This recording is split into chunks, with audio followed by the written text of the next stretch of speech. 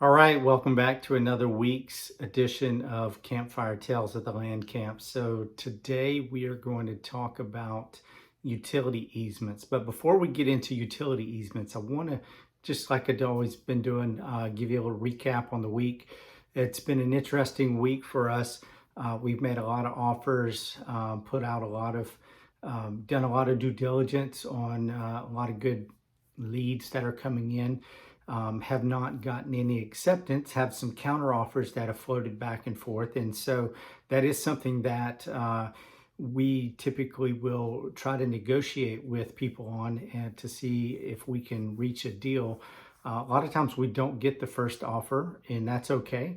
However, we will push to see what the best price we can get the property at. So we go back and forth, and we've kind of got a max number that fits within our business model. And if we can get the deal done with someone and go stay within our max number, that's great. No worries. We're good. We'll do that deal. And again, as I mentioned earlier, this time of year, we're probably late June on 2023. I'm doing deals that I probably would not have done in the past couple of years. I'm giving in a little bit more on my margins just to get some deals done and just being super honest and transparent with you.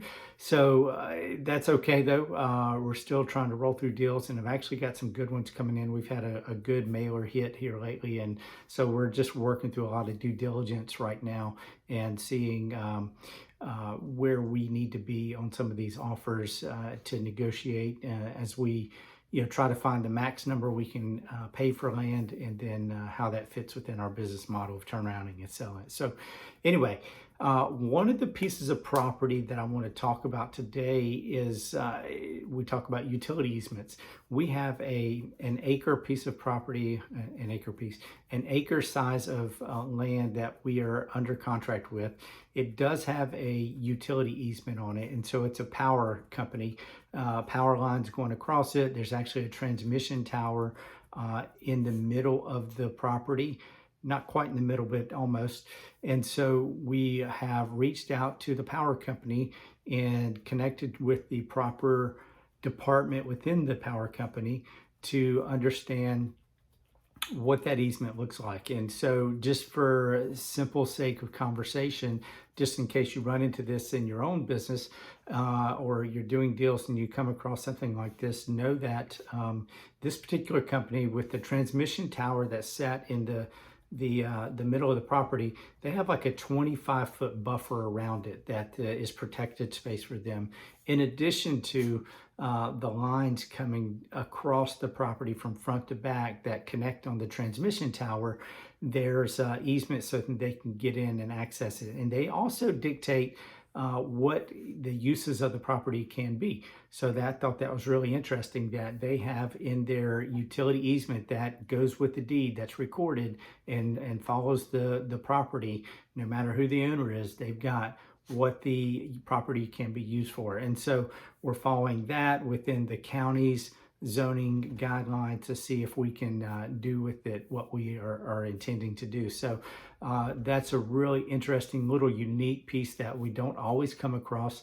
Typically, if there are power lines running across the property, I'm usually like, that's a red flag. I'd rather not. There's other properties out there, but this one happens to be I'm getting a pretty good deal on it, and I feel like it's in a great location, and there's great road frontage. It checks all my other boxes except for the power line. So I'm trying to, instead of just throwing it away, seeing what I can do there.